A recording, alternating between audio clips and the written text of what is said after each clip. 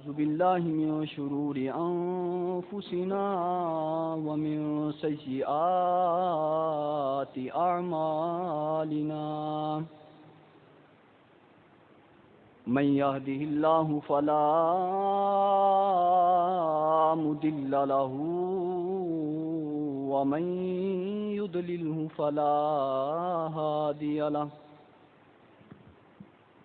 ونشهد أن لا إله إلا الله ونشهد أن محمدا عبده ورسوله أما بعد فأعوذ بالله السميع العليم من الشيطان الرجيم بسم الله الرحمن الرحيم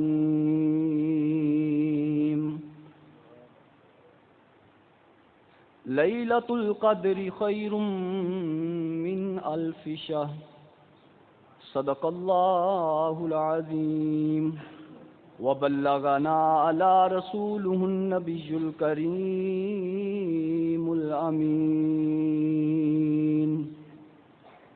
ونحن على ذلك من الشاهدين والشاكرين والحمد لله رب العالمين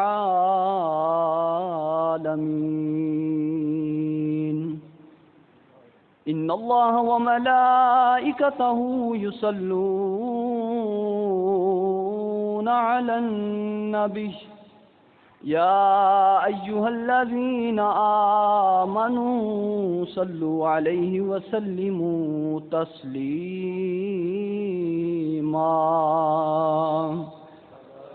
محبت ذوق اور شوق کے ساتھ درود پاک پڑھیے. الصلاۃ والسلام علیک یا رسول اللہ وعلی آلک واصحابک یا حبیب اللہ. الصلاۃ والسلام علیک یا نبی اللہ وعلی آلک واصحابک یا جد الحسن والحسین. چمک تجھ سے پاتے ہیں سب پانے والے، میرا دل بھی چمکا دے چمکانے والے. اللہ رب العزت کی حمد و ثنا بیان کرنے کے بعد نبی آخر الزمان جناب محمد مصطفیٰ احمد مجتبیٰ صلی اللہ تعالی علیہ وسلم کی ذات علی وقار پر درود پاک کا ہدیہ نذرانہ پیش کرنے کے بعد دعا ہے اللہ تبارک و تعالی مجھے حق اور سچ بیان کرنے کی توفیق عطا فرمائے اور ہم سب کو سن سنا کر اس پر عمل پیرا ہونے کی توفیق عطا فرمائے. سب سے پہلے تو اللہ تبارک و تعالی کا جتنا شکر ادا کیا جائے کم ہے کہ سب سے پہلے تو اللہ رب العزت نے ہمیں امت محمدیہ میں شامل فرمایا ہے. ابھی جو آیت مبارکہ کی تلاوت کی نا، اس سے ہی آپ کو پتہ چل جائے گا کہ اس امت کی عظمت و شان کیا ہے. تو لہذا اللہ کا جتنا شکر ادا کیا جائے نا، خدا کی قسم کم ہے. یہ نمازیں وغیرہ اور کتنی بھی ہمیں جو سہولیات ملتی ہیں دنیا کے اندر، مال جو بھی ملتا ہے، ان سب کو الگ رکھا جائے، صرف اس چیز پہ ہی اللہ تبارک و تعالیٰ کا بندہ شکر ادا کرے نا، یا اللہ تیرا شکر ہے محمد مصطفیٰ کا غلام بنایا ہے. خدا کی قسم پھر بھی اللہ تبارک و تعالیٰ کا ہم شکر ادا نہ کر سکیں. اتنا اللہ تبارک و تعالیٰ کا بڑا احسان ہے ہم پر کہ اللہ تبارک و تعالیٰ نے جناب محمد مصطفیٰ احمد مجتبیٰ صلی اللہ علیہ وسلم کا امتی بنا کر بھیجا ہے. تو سب سے پہلے کریم آقا علیہ الصلوۃ والسلام آپ پر درود پاک کا نذرانہ پیش کرنے کے متعلق ایک الفاظ کے اعتبار سے چھوٹی روایت ہے، فضیلت کے اعتبار سے بہت بڑی. کریم آقا علیہ الصلوۃ والسلام کے پیارے صحابی جناب ابو ہریرہ رضی اللہ تعالیٰ عنہ بیان کرتے ہیں، لجپال آقا علیہ الصلوۃ والسلام نے ارشاد فرمایا کہ اللہ تبارک و تعالیٰ کے کچھ فرشتے ہیں جو زمین پر سیر و سیاحت کے لیے آئے ہیں، اور ان کا کام کیا ہے؟ جو اللہ تبارک و تعالیٰ کا زمین پر ذکر کرتے ہیں ان کو ڈھونڈتے ہیں، ان کی مجلس کو ڈھونڈتے ہیں، اور ان کے پاس آ کر اللہ تبارک و تعالیٰ کا سلام بھی پیش کرتے ہیں اور اللہ تبارک و تعالیٰ کی طرف سے ان پر استغفار بھی کرتے ہیں. تو کریم آقا علیہ الصلوۃ والسلام فرماتے ہیں جب وہ بندے اللہ کا ذکر کر رہے ہوتے ہیں اور کریم آقا یعنی مجھ پر درود پاک پڑھتے ہیں، تو جب ان کی مجلس برخاست ہوتی ہے، جب وہ اپنی جگہ سے اٹھ جاتے ہیں، تو وہ بندے جو فرشتے ہیں اللہ تبارک و تعالیٰ کی بارگاہ میں دعا جا کر عرض کرتے ہیں، یا اللہ فلاں جگہ پر تیرے بندے بیٹھ کر تیرا ذکر کر رہے تھے، تیرے محبوب پر درود پڑھ رہے تھے، اللہ تبارک و تعالیٰ فرماتا ہے فرشتوں کیا انہوں نے یہ کس وجہ سے کرتے ہیں ذکر، کس وجہ سے میرے محبوب پر درود پڑھتے ہیں؟ عرض کرتے ہیں یا اللہ محبت کی وجہ سے۔ اللہ فرماتا ہے فرشتوں کیا انہوں نے مجھے دیکھا ہے، یعنی اپنے رب کو دیکھا ہے؟ فرشتے عرض کرتے ہیں یا اللہ نہیں۔ اللہ فرماتا ہے فرشتوں وہ کس چیز کی طلب کرتے ہیں؟ عرض کرتے ہیں یا اللہ جنت کی طلب کے لیے بیٹھے ہیں۔ اللہ فرماتا ہے کیا انہوں نے جنت کو دیکھا ہے؟ عرض کرتے ہیں یا اللہ نہیں۔ اللہ فرماتا ہے وہ کس چیز سے نجات چاہتے ہیں؟ اللہ تبارک و تعالیٰ کو فرشتے عرض کرتے ہیں یا اللہ وہ جہنم سے آزادی طلب کرتے ہیں۔ تو اللہ تبارک و تعالیٰ فرماتا ہے کہ انہوں نے میری جہنم کو دیکھا ہے، کیا انہوں نے میرے عذاب کو دیکھا ہے؟ عرض کرتے ہیں یا اللہ نہیں دیکھا۔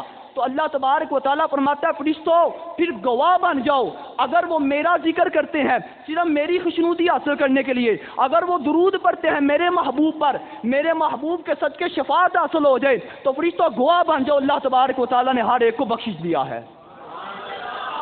فرشتے عرض کرتے ہیں یا اللہ اب تو وہ لوگ تھے جو ذکر کر رہے تھے، یا اللہ اس مجلس کے پاس کچھ اور بھی بیٹھے تھے، ویسے ہی بیٹھے تھے جیسے مسجد کے اندر ہم ہیں، باہر کوئی ویسے ہی بیٹھا ہو، یا اللہ ان کا کیا؟ صحیح حدیث کے الفاظ ہیں، کریم آقا علیہ الصلوۃ والسلام فرماتے ہیں، جناب ابو ہریرہ سے روایت ہے، کریم آقا علیہ الصلوۃ والسلام نے فرمایا اللہ تبارک و تعالیٰ سے فرشتے عرض کرتے ہیں یا اللہ جو ویسے ہی پاس بیٹھے ہیں ذکر کے لیے نہیں آئے، تیرے محبوب پر درود کے لیے نہیں آئے، اللہ تبارک و تعالیٰ فرماتا ہے فرشتوں اگرچہ انہوں نے درود نہیں پڑھا، اگرچہ میرا ذکر نہیں کیا، لیکن ان میرے محبوب بندوں کے پاس بیٹھ گئے، اللہ تبارک و تعالیٰ نے ان پر بھی جہنم کی آگ کو حرام فرما دیا ہے۔ دیکھیے کتنی فضیلت ہے کہ جو بندہ ذکر نہیں کر رہا صرف ذکر والوں کے پاس بیٹھتا ہے۔ تو اس لیے ہم کہتے ہیں اولیاء اللہ کی صحبت بڑی پکی ہوتی ہے، بڑی اچھی ہوتی ہے اولیاء اللہ کی صحبت۔ بندہ کچھ بھی نہ لینے جائے، کچھ بھی ان کے پاس لینے کے لیے نہ جائے، کوئی بھی چیز کے لیے بندہ طلب کچھ بھی نہ کرے، ویسے ہی اولیاء اللہ کی صحبت میں بیٹھ جائے اللہ تبارک و تعالیٰ ان کی بھی بخشش فرما دیتا ہے۔ کیوں؟ وہ اللہ کا ذکر کرتے ہیں، وہ کریم آقا علیہ الصلوۃ والسلام سے محبت کرتے ہیں۔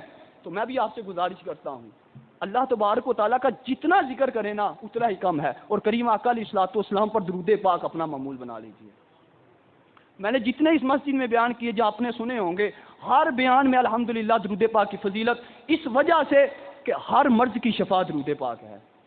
صحیح بات ہے، آزما کر دیکھ لیں، آپ آزما کر دیکھ لیں، اللہ تبارک و تعالیٰ یقین پختہ کامل یقین ہوگا نا، یقین اگر نہیں ہے بندے کا، آپ نمازیں پڑھ لیں، حج کر لیں، زکاتیں دے لیں، صدقے خیرات کر لیں، درود پاک پہ کوئی بھی دنیا کی عبادت کر لیں، اگر یقین نہیں ہے 1% بھی بندے کے اندر یہ آ گیا نا یار پتہ نہیں قبول ہونا ہے کہ نہیں، اللہ پر یہ بھروسہ کر کے رکھو یا اللہ تیرے محبوب پر درود پڑھتا ہوں تو قبول فرمائے گا، یا اللہ یہ کام اگر میرا پورا ہو جائے، اللہ تیرے محبوب پر درود پڑھتا ہوں یہ میرا کام پورا ہو جائے، مجھ پر قرضہ ہے قرضہ اتر جائے، یا اللہ میرا فلاں رشتہ دار بیمار ہے وہ شفا یاب ہو جائے۔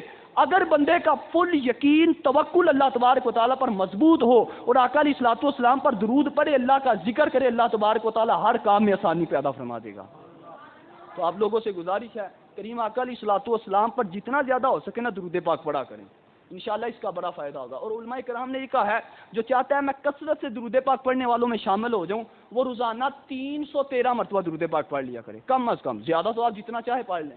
علامہ اقبال نے اپنی زندگی میں 1 کروڑ مرتبہ درود پاک پڑھا ہے۔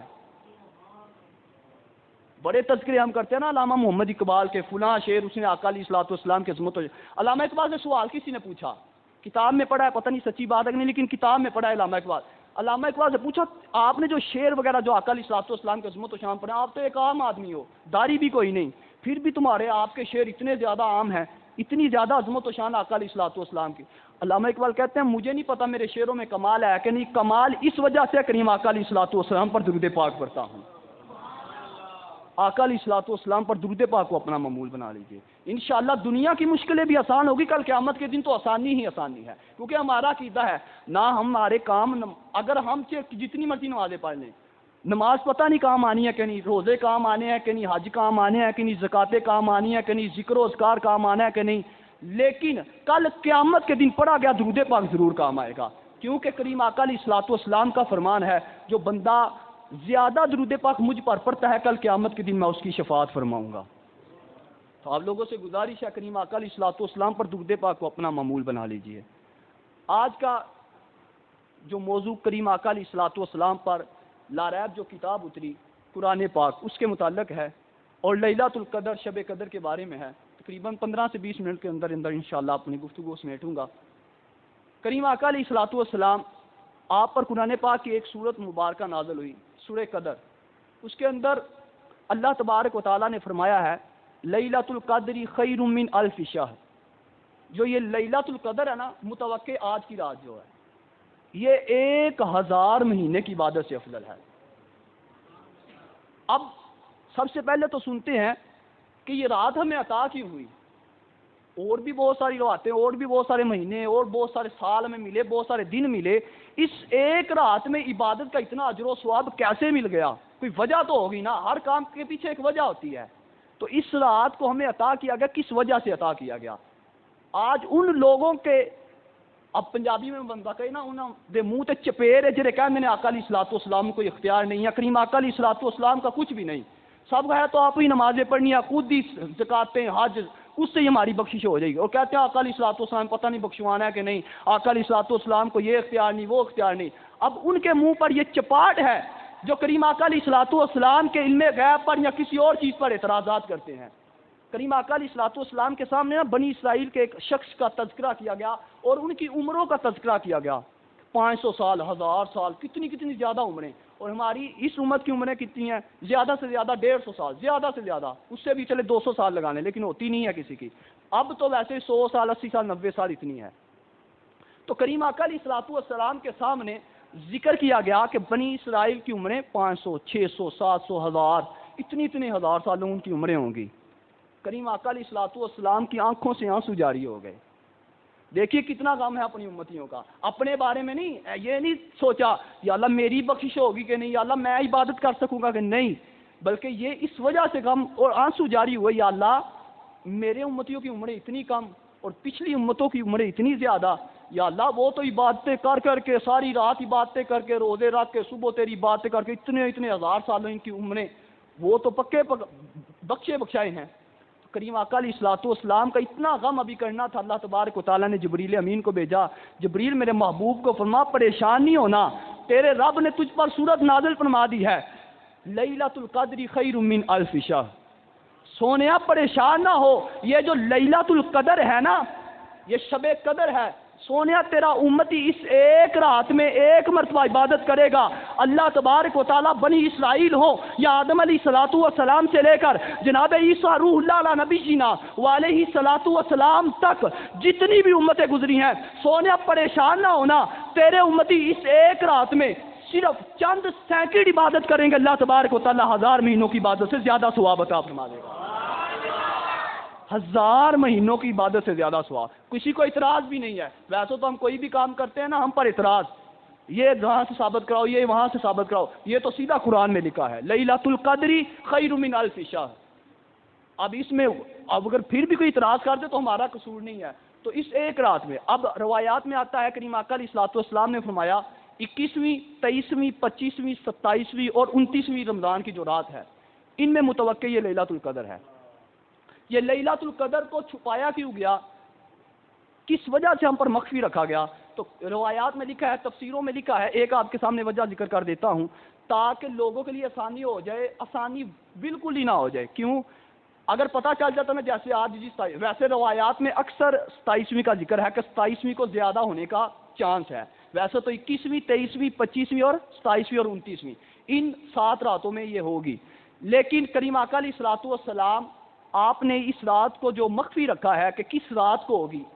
ایک تفسیر میں لکھا گیا ہے کہ لوگ زیادہ آسانی نہ سمجھ لیں. مثلا سارا سال گناہ کیے، چلو بھائی سارا سال گناہ کرنے ہیں، کوئی نماز نہیں، کوئی حج نہیں، کوئی زکات نہیں، اس ایک رات میں یعنی 27ویں عبادت کریں گے، نفل پڑھیں گے، صلاۃ و تسبیح پڑھیں گے، اللہ کی عبادت ذکر کریں گے، اللہ تبارک و تعالیٰ بخش دے گا. کیونکہ 1000 مہینے دی عبادت اور ثواب. مثلا 83 سال 9 ماہ، یہ اتنا ثواب مل جانا، تو لہٰذا ہماری عمریں 65 سال، 70 سال، 80 سال، تو ہم تو بخشے بخشوائے. تو ایک وجہ یہ لکھی ہے. اس وجہ سے اس رات کو مخفی رکھا. 21ویں کو بھی عبادت کرو، 23ویں کو بھی کرو، 25ویں کو بھی کرو، 27ویں کو بھی کرو اور 29ویں کو بھی کرو. اب اللہ تبارک و تعالیٰ کے اگر یہ بھی ضروری ہے، یہ نہیں ہے کہ لوگوں کے دکھلاوے کے لیے آ جانا، لوگ کہیں گے بڑا حاجی، بڑا نمازی، بڑا اللہ کا ذکر کرنے والا. نہیں، اللہ تبارک و تعالیٰ کی خوشنودی، اللہ تبارک و تعالیٰ کو راضی کرنے کے لیے بندہ اگر اللہ تبارک و تعالیٰ کی عبادت کرے گا، اللہ تبارک و تعالیٰ بخشش فرما دے گا.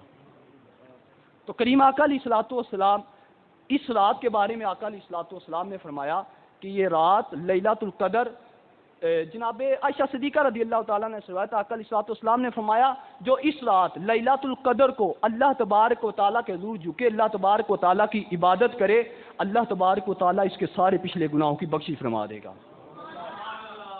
جناب عائشہ صدیقہ رضی اللہ تعالیٰ عنہ سے روایت ہے، عرض کرتی ہیں یا رسول اللہ اس رات کو بندہ عمل کون سا کرے؟ کریم آقا علیہ الصلوۃ والسلام نے فرمایا عائشہ اس رات کو اللہم انک عفو کریم تحب العفو فاعف عنا، یہ دعا پڑھنا۔ اگر یہ رات مل جائے مثلا 21ویں کو بھی 23ویں، اب وہ تو گزر گئی، اب ہمارے پاس ہے 27ویں اور 29ویں۔ ویسے روایات سے بھی اور اکثر علماء کی کتابوں سے ملتا ہے کہ اکثر زیادہ مرتبہ 27ویں کو ہی لیلۃ القدر ہونے کا چانس ہے۔ تو اس رات میں اگر بندہ 1 روپیہ بھی صدقہ ادا کرے نا تو دیکھے رب نے قرآن میں ارشاد فرما دیا ہے، کسی مولوی کے کہنے پر نہ جائیں، آپ خود ہی قرآن پڑھ لیں، لیلۃ القدر خیر من الف شہر۔ مثلا بندے نے 1 روپیہ بھی صدقہ کیا اللہ کی راہ میں تو 1000 مہینے تک اس کو صدقہ خیرات کرنے کا ثواب ملتا رہے گا۔ اگرچہ آپ 10 50 100 ہزار نہیں نہ خرچ کر سکتے، صرف 1 روپیہ ابھی مسجد سے جاتے وقت یا مسجد میں ابھی 1 روپیہ صدقہ کیجیے گا، انشاءاللہ اللہ تبارک و تعالیٰ اس کا اجر و ثواب عطا فرمائے گا۔ تو آپ لوگوں سے گزارش ہے اس رات کو غفلت میں نہ گزاریے گا۔ پچھلی اگرچہ ہم سے گزر گئی، 21ویں گزر گئی، 23ویں گزر گئی، 25ویں گزر گئی، اب 27ویں اور 29ویں رات ہے۔ صحیح بات ہے، یہ راتیں بار بار نہیں آنے والی۔ آپ خود ہی اندازہ کر لیں ہمارے اندر کچھ وہ لوگ تھے جو پچھلے سال تھے اب نہیں ہیں، زندگی کا کوئی پتہ نہیں ہے کب موت آ جائے۔ تو اللہ تبارک و تعالیٰ تھوڑا سا بھی ذکر کر لینا، تھوڑا آقا علیہ الصلوۃ والسلام نے فرمایا سچے مومن ہونے کی یہ علامت ہے بندہ تھوڑا ذکر کر لے لیکن مستقل کر لے۔ مثلا 5 منٹ ہی بندہ کر لینا لیکن مستقل کر لے، اللہ تبارک و تعالیٰ کا ذکر کر لے، نمازیں پڑھ لے، نفل جو عبادت ہے، فرض تو کرنے ہی کرنے ہیں۔ تو جتنی عبادت بندہ اگر تھوڑی کر لے لیکن مستقل مزاجی کے ساتھ ادا کر لیں تو اس رات کی بڑی فضیلت ہے، بڑی عظمت و شان ہے۔ کریم آقا علیہ الصلوۃ والسلام آپ نے نا اس رات میں ایک صلاۃ التسبیح کے متعلق یاد آ گیا۔ کریم آقا علیہ الصلوۃ والسلام کے پیارے صحابی عبداللہ بن عباس رضی اللہ تعالیٰ عنہ آپ روایت کرتے ہیں کریم آقا علیہ الصلوۃ والسلام نے اپنے چچا حضرت عباس رضی اللہ تعالیٰ عنہ آپ کو فرمایا چچا جان کیا آپ کو میں کوئی تحفہ نہ دوں، کوئی ہدیہ نہ دوں؟ تو آقا علیہ الصلوۃ والسلام کے چچا جان عرض کرتے ہیں یا رسول اللہ ضرور، کون سا تحفہ ہے؟ تو کریم آقا علیہ الصلوۃ والسلام نے فرمایا میرے چچا صلاۃ التسبیح، جو 4 رکعت ہم پڑھتے ہیں نا صلاۃ التسبیح کی، یہ جمعے والے دن بھی اور رات کو یہ طاق راتوں میں ہم پڑھ رہے ہیں، اس کی اب فضیلت سنیے گا کس وجہ سے ہم پڑھ رہے ہیں اور اس کا اجر و ثواب کتنا ہے۔ صحیح حدیث کے الفاظ کریم آقا علیہ الصلوۃ والسلام کے پیارے صحابی عبداللہ بن عباس، ان عباس رضی اللہ تعالیٰ عنہ کے بیٹے جن کو آقا علیہ الصلوۃ والسلام فرما رہے ہیں یا میرے چچا جان آپ کو کوئی تحفہ نہ دوں؟ تو عرض کرتے ہیں یا رسول اللہ کیوں نہیں؟ آقا علیہ الصلوۃ والسلام نے فرمایا میرے چچا اگر زندگی آپ روزانہ صلاۃ التسبیح پڑھ لیں 4 رکعت، اگر روزانہ نہیں پڑھ سکتے تو ہفتے میں 1 مرتبہ، اگر ہفتے میں 1 مرتبہ نہیں پڑھ سکتے تو میرے چچا مہینے میں 1 مرتبہ، اے میرے چچا اگر مہینے میں 1 مرتبہ نہیں پڑھ سکتے تو سال میں 1 مرتبہ۔ پھر فرمایا دیکھیں میرے آقا کی رحمت کتنی وسیع ہے، لوگ ایویں ہی باتیں کرتے ہیں، رب نے محبوب علیہ الصلوۃ والسلام کو رحمت للعالمین بنا کر بھیجا ہے، یہ اختیاری تو ہے، خود فرماتے ہیں آپ کو تحفہ نہ دوں، اگر آپ چاہیں تو ہر روز پڑھ لیں، اگر چاہیں تو 1 ہفتے میں 1 مرتبہ، اگر چاہیں تو مہینے میں 1 مرتبہ، اگر چاہیں تو سال میں 1 مرتبہ۔ پھر فرما دیا گل ہی ختم کر دی تھی، کریم آقا علیہ الصلوۃ والسلام فرماتے ہیں میرے چچا آپ زندگی میں 1 مرتبہ ان 4 رکعت کی نماز پڑھ لو، اللہ تبارک و تعالیٰ تمہارے صغیرہ کبیرہ مخفی ظاہراً جتنے بھی گناہ کیے اللہ تبارک و تعالیٰ سارے گناہوں کی بخشی فرما دے گا۔ دیکھیے کتنی عظمت و شان ہے۔ صلاۃ التسبیح جو ہم پڑھتے ہیں 4 رکعت جو نماز ہے، کریم آقا علیہ الصلوۃ والسلام نے فرمایا زندگی میں 1 مرتبہ، پہلے تو فرمایا روزانہ پڑھ لو تو بہتر، ہفتے میں 1 مرتبہ پڑھ لو تو بہتر، مہینے میں 1 مرتبہ پڑھ لو تو بہتر، سال میں 1 مرتبہ پڑھ لو تو بہتر، وہ بھی نہیں کر سکتے بڑی مشکل لگتا ہے نا، اپنی زندگی میں 1 مرتبہ پڑھ لو اللہ تبارک و تعالیٰ سارے گناہ معاف فرما دے گا۔ اور کوئی بھی نہ عبادت کر سکیں، بندہ کہتا ہے میں بڑا بزنس میں بڑا کاروبار یہ وہ، صرف صلاۃ التسبیح کے یہ 4 جو رکھتے ہیں یہی پڑھ لیں اللہ تبارک و تعالیٰ، ویسے تو کرنا ہی کرنا ہے، کیونکہ دیکھیں نا 1000 مہینے کا، اگر ہم کسی بادشاہ کے پاس کسی ویسے ہی دنیا دار کے پاس کام کرنے کے لیے جائیں نا، تو اگر ہمیں پتہ چل جائے کہ یار اتنے منٹ کام کروں گا تو اتنے زیادہ پیسے، اس سے اوپر اور زیادہ کام کروں گا اس سے زیادہ، اور جیسے وہ اوور ٹائم لگاتے ہیں کہ مجھے پتہ ہے کہ مجھے ضرورت ہے پیسوں کی، اسی طرح ہمیں نیکیوں کی بھی ضرورت ہے، تو کریم آقا علیہ الصلوۃ والسلام کے فرمان پر عمل کرتے ہوئے جتنی زیادہ عبادت کرے گا، آقا علیہ الصلوۃ والسلام نے فرمایا ہے اللہ کی خوشنودی کے لیے اس رات کو عبادت کرو گے، اللہ تبارک و تعالیٰ سارے گناہ معاف فرما دے گا۔ اب آئیے سنتے ہیں یہ جو قرآن ہے کس مہینے میں اترا، سب کو پتا ہے کون سا مہینہ ہے، کس مہینے میں اترا قرآن؟ جی سارے بولیے گا، رمضان المبارک میں۔ کن پر اترا؟ جناب محمد مصطفیٰ صلی اللہ علیہ وسلم پر۔ اب تین چیزیں ہمارے سامنے آ گئی، ایک رمضان، ایک قرآن اور ایک صاحب قرآن۔ بہت ہی پیارا نقطہ۔ اب اس پر آپ لوگوں نے مجھے داد دینی ہے، ماشاءاللہ پہلے بھی سبحان اللہ کہی، لیکن اس بات کی اگر سمجھ آ جائے نا تو پھر ضرور داد دیجیے گا۔ بڑی محنت سے اس کو تیار کیا ہے۔ قرآن، رمضان، قرآن اور صاحب قرآن، علمی نقطہ، علمی گفتگو، بڑی توجہ سے سنیے گا، سب کو سمجھ آنے والی بات ہے۔ سب سے پہلے تو رمضان یہ ہادی ہے، یعنی رہبر ہے، ہماری ہدایت کرنے والا ہے۔ کس طرح ہم اللہ تبارک و تعالیٰ کا روزہ رکھے، سارا دن بھوکے رہتے ہیں، اللہ کی عبادت کرتے ہیں، رات کو عبادت کرتے ہیں، ساری رات اللہ کی عبادت، دن کو روزہ رکھا، یہ ہماری رہنمائی کرتا ہے، ہمیں سیدھا راہ دکھاتا ہے کہ اس طرح گناہوں سے بچنا ہے۔ رمضان آ جائے تو بندہ ہر ایک جتنا مرضی گناہ گار ہو نا، رمضان میں ضرور گناہوں سے بچنے کی کوشش کرتا ہے۔ تو لہذا یہ جو رمضان ہو گیا یہ ہدایت یافتہ، ہدایت عطا کرنے والا۔ اس کے بعد آ گیا قرآن۔ قرآن تو سب کو پتہ ہے، جو بندہ اس قرآن کو، اس کتاب کو پڑھ لیتا ہے، اللہ تبارک و تعالیٰ اسے سیدھا راستہ دکھا دیتا ہے، وہ ہدایت یافتہ ہو جاتا ہے۔ اور تیسرے نمبر پر کون تھے؟ صاحب قرآن۔ ان کا تو سب کو پتہ ہے اور تسلیم کرنا پڑے گا کہ اگر کریم آقا علیہ الصلوۃ والسلام سے جب تک بندہ ہدایت نہ لے لے اس وقت تک ہدایت نہیں ملتی۔ تو کریم آقا علیہ الصلوۃ والسلام بھی سب کے رہبر و رہنما ہیں، یعنی ہدایت عطا فرمانے والے ہیں۔ اب دوسری چیز، کریم آقا علیہ الصلوۃ والسلام کا یہ جو رمضان کا مہینہ اللہ تبارک و تعالیٰ کا مہینہ ہے، یہ رحمت ہی رحمت ہے۔ آپ لوگوں کو بھی پتہ ہے اس مہینے میں اللہ تبارک و تعالیٰ کی رحمت چھما چھم برستی ہے۔ تو یہ رمضان کا مہینہ اللہ کی رحمت ہے۔ اس کے بعد آ گیا دوسرے نمبر پر قرآن۔ قرآن تو ہے یہ اللہ کی رحمت، بندہ اس کو پڑھ لیتا ہے تو خود ہی بندہ محسوس کرتا ہے کہ واقعی یہ اللہ تبارک و تعالیٰ کی رحمت ہے۔ اور تیسرے نمبر پر کون تھے؟ صاحب قرآن۔ ان کے بارے میں تو اللہ نے قرآن میں ارشاد فرما دیا ہے، وَمَا أَرْسَلْنَاكَ إِلَّا رَحْمَةً لِّلْعَالَمِينَ، سونیا آپ کو تمام جہانوں کے لیے رحمت بنا کر بھیجا ہے۔ پہلے نمبر پر رمضان، یہ ہدایت عطا کرنے والا، قرآن یہ بھی ہدایت، نبی کریم علیہ الصلوۃ والسلام یہ بھی ہدایت عطا کرنے والے، پھر آ گئی رحمت، قرآن بھی رحمت، رمضان بھی رحمت اور کریم آقا علیہ الصلوۃ والسلام بھی رحمت۔ اب تیسرے نمبر پر سخی، یہ سخاوت بڑی کرتے ہیں، یہ تینوں ہی بڑے سخی ہیں۔ اگر نہ بندے کا دل مانے تو میں آپ کو بتاتا ہوں۔ سب سے پہلے کیا تھا؟ رمضان۔ رمضان کس طرح سخی ہے؟ بندہ اس میں صرف کیا کرتا ہے؟ ایک نفل ادا کرتا ہے، اللہ تبارک و تعالیٰ دوسرے مہینوں کی بنسبت اس کو فرضوں کا ثواب عطا فرما دیتا ہے۔ تو آپ کو ماننا پڑے گا یہ جو رمضان کا مہینہ ہے یہ بڑا سخی ہے، بڑی سخاوت کرتا ہے۔ بندہ ایک نفل پڑھے تو فرضوں کا ثواب، بندہ فرض پڑھے تو اللہ تبارک و تعالیٰ 70 فرضوں کا ثواب عطا فرما دیتا ہے۔ تو لہذا یہ رمضان کا مہینہ سخی ہو گیا۔ اب آتے ہیں قرآن کی طرف۔ دل میں سوال ہے قرآن کس طرح سخی ہے؟ تو آپ کو بتاتا ہوں، کریم آقا علیہ الصلوۃ والسلام نے فرمایا ہے، میرے کریم آقا کا فرمان ہے، صحیح حدیث کے الفاظ ہیں، قرآن کا ایک لفظ پڑھو گے اللہ تبارک و تعالیٰ 10 نیکیاں عطا فرما دے گا۔ ایک لفظ، الف لام میم، حدیث کے اندر یہ الفاظ موجود ہیں۔ کریم آقا فرماتے ہیں میں نہیں سمجھتا کہ الف لام میم یہ صرف ایک لفظ ہے، بلکہ الف الگ، لام الگ، میم الگ۔ مثلا بندہ صرف الف لام میم پڑھتا ہے، اللہ تبارک و تعالیٰ 30 نیکیوں سے نواز دیتا ہے۔ تو دیکھیے یہ بھی کتنا سخی ہے، قرآن بھی کتنا سخی ہے۔ بڑی توجہ، یہ میری محنت ہے، قرآن، رمضان اور صاحب قرآن کے متعلق محنت ہے، اس کی داد ضرور آخر پہ، آخر والا جملہ اس سب سے زیادہ، سب سے مزے والا آخر والا جملہ ہے۔ سب سے پہلے ہدایت، پھر اس کے بعد یہ رحمت، پھر ابھی سخاوت۔ ابھی ہو گئے قرآن تک سخاوت ہوگی۔ کریم آقا علیہ الصلوۃ والسلام کی سخاوت کا تو آپ جانتے ہی ہیں، کریم آقا علیہ الصلوۃ والسلام کے پاس کوئی آتا ہے تو کریم آقا علیہ الصلوۃ والسلام کی بارگاہ سے خالی ہاتھ نہیں جاتا، بلکہ ہمارا عقیدہ، ہم سنیوں کا ایمان ہے، آقا علیہ الصلوۃ والسلام بن مانگے ہی عطا فرما دیتے ہیں۔ اور صرف عطا ہی نہیں کرتے، میرے کریم آقا علیہ الصلوۃ والسلام ضرورت کے لیے نہیں پیش کرتے، کریم آقا علیہ الصلوۃ والسلام اتنا عطا کرتے ہیں کہ بندے کو ضرورت ہی نہیں رہتی، اب مانگنے کی بھی ضرورت نہیں رہتی، یا رسول اللہ اتنا اور چاہیے۔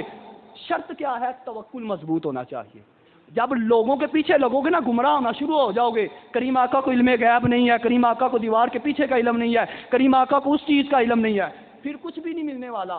تہجد پڑھ لو، حج کر لو، روزے رکھ لو، کچھ نہیں ملنا۔ یہ سب کچھ ملا ہے تو محمد مصطفیٰ کے صدقے سے ملا ہے۔ خدا کی قسم ہم اس بات پر رشک کرنا چاہیے کہ ہم سنی جناب ابوبکر صدیق سے لے کر حضرت سیدنا سفیان رضی اللہ تعالیٰ عنہ تک ہر صحابی کو ماننے والے۔ امیر معاویہ کو گالیاں دی جاتی ہیں دوسرے فرقوں میں، جناب ابو سفیان رضی اللہ تعالیٰ عنہ کو گالیاں دی جاتی ہیں، جناب ابوبکر صدیق کو، جناب عمر فاروق کو، جناب عثمان غنی کو گالیاں دی جاتی ہیں۔ واحد ہمارا عقیدہ، واحد ہمارا مسلک اہل سنت و جماعت ہے جس میں جناب آدم علیہ الصلوۃ والسلام سے لے کر جناب محمد مصطفیٰ صلی اللہ علیہ وسلم کے اگر کوئی ولی بھی ہو، امام احمد رضا بھی ہو، داتا علی حجویری بھی ہو، ہم ہر اللہ کے بندے کو ماننے والے ہیں۔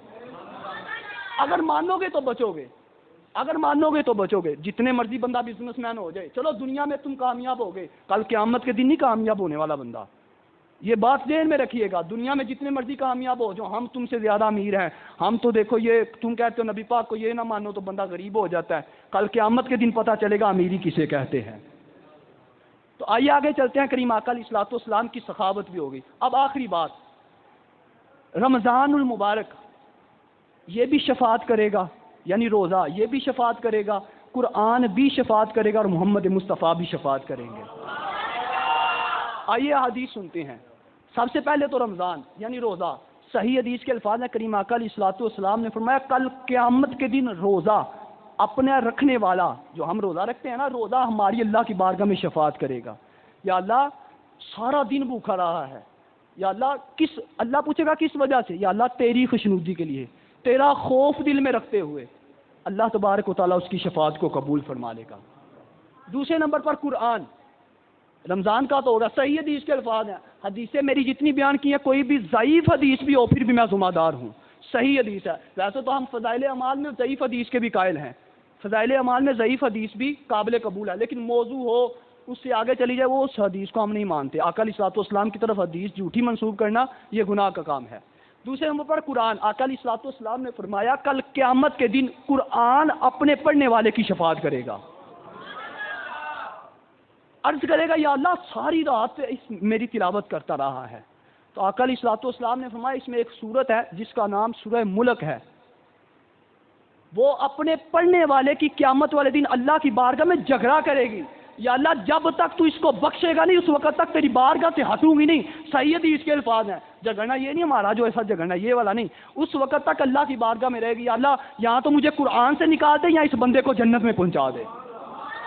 تو دیکھیے قرآن پڑھنے والے کی کتنی عظمت و شان ہے۔ رمضان یعنی روزہ بھی شفاعت کرے گا، اس کے بعد یہ قرآن بھی شفاعت کرے گا۔ اب تیسری اور آخری بات، کریم آقا علیہ الصلوۃ والسلام، صحیح حدیث کے الفاظ روایات میں ملتا ہے میرے کریم آقا علیہ الصلوۃ والسلام کی شفاعت کے متعلق اب یہ بھی ان کو ہی عطا ہونی ہے جو اہل سنت کا عقیدہ رکھتے ہیں کہ کریم آقا علیہ الصلوۃ والسلام ہی کل قیامت کے دن بخشوائیں گے۔ خدا کی قسم اٹھا کر کہتا ہوں یہ نمازیں اگر پکڑا گیا نا بندہ، دل میں ایک مرتبہ بھی کھوٹ آ گیا کہ کسی کو خوش کرنے کے لیے نماز، یا حج کیا تو کسی سے حاجی کہلوانے کے لیے، زکوٰۃ ادا کی تو سخی کہلوانے کے لیے، ذکر کیا تو لوگوں کے دکھلاوے کے لیے، ساری عبادت رہ گا چلی جائے گی، لیکن کل قیامت کے دن بھی ایک ہستی نے کام آنا ہے، ان کا نام جناب محمد مصطفیٰ احمد مجتبی صلی اللہ علیہ وسلم ہے۔ کیونکہ صحیح حدیث کے الفاظ ہیں میرے کریم آقا علیہ الصلوۃ والسلام دنیا میں جتنے یہ پتھر اور درخت ہیں ان کی تعداد کے برابر کل قیامت کے دن گناہگاروں کو جہنم سے نکال کر جہنم عطا فرما دیں گے۔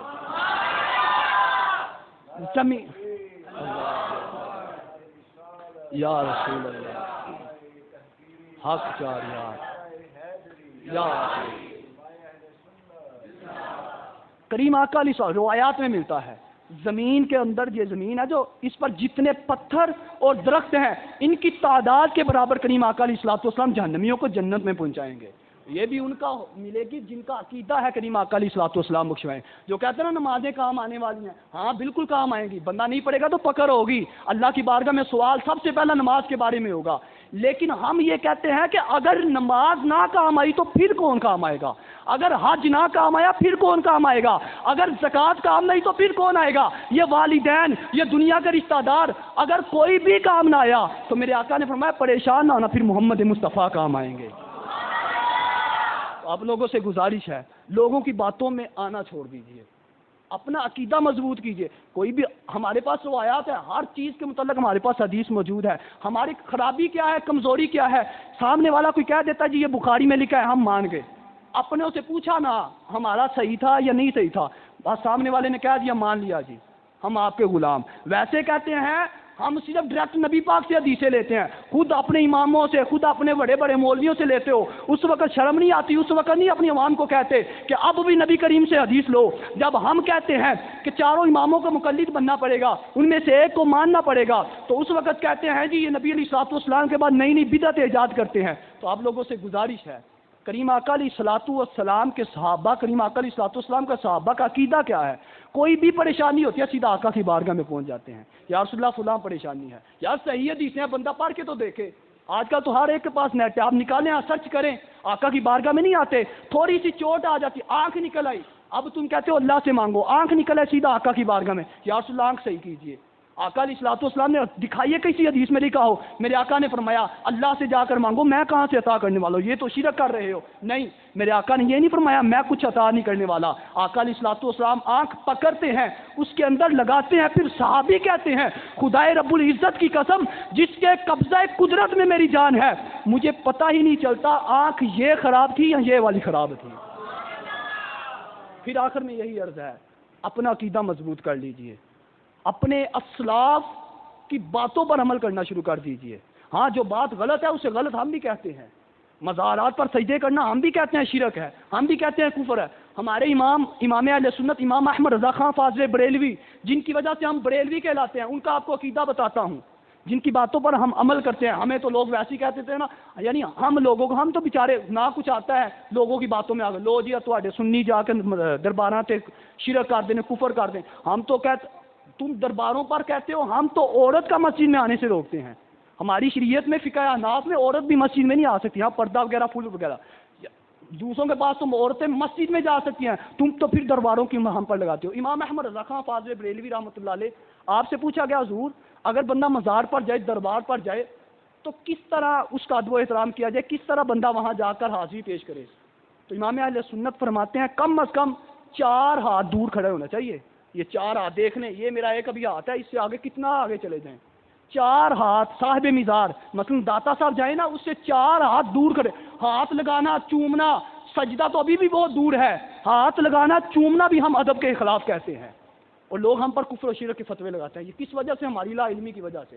اپنے علماء سے رابطہ کریں. کوئی کہتا ہے نا یہ بات فلاں ہے، یہ حدیث میں ہے، آپ اپنے علماء سے رابطہ کریں، انشاءاللہ ہر طرح کی انفارمیشن آپ کو ملے گی. تو اللہ تبارک و تعالیٰ اس رات کی عظمت و شان، اس رات کے اندر زیادہ سے زیادہ عبادت کرتے رہنے کی توفیق عطا فرمائے. آخر پہ قرآن شریف کے متعلق اگر آپ سننا چاہیں، قرآن کی تلاوت کا اجر و ثواب کتنا ہے. حضرت ابو سعید خدری رضی اللہ تعالیٰ عنہ، ترمذی کی حدیث ہے، جناب ابو سعید خدری رضی اللہ تعالیٰ عنہ فرماتے ہیں کریم آقا علیہ الصلوۃ والسلام نے فرمایا اللہ رب العزت ارشاد فرماتا ہے کہ جس بندے کو میرے ذکر اور تلاوت قرآن میں مشغول رکھا، جس بندے کو اللہ فرماتا ہے جس بندے کو میرے ذکر اور تلاوت قرآن نے مشغول رکھا اور وہ مجھ سے دعا نہ کر سکا، تو اللہ فرماتا ہے میں اس کو دعا کرنے والوں سے بھی زیادہ اجر و ثواب عطا فرما دوں گا. اور اللہ تبارک و تعالیٰ فرماتا ہے دنیا کے اندر جتنی کتابیں ہیں ان پر قرآن کی عظمت اور فضیلت ایسی ہی ہے جیسی مجھ خدا کی تم مخلوق پر فضیلت ہے.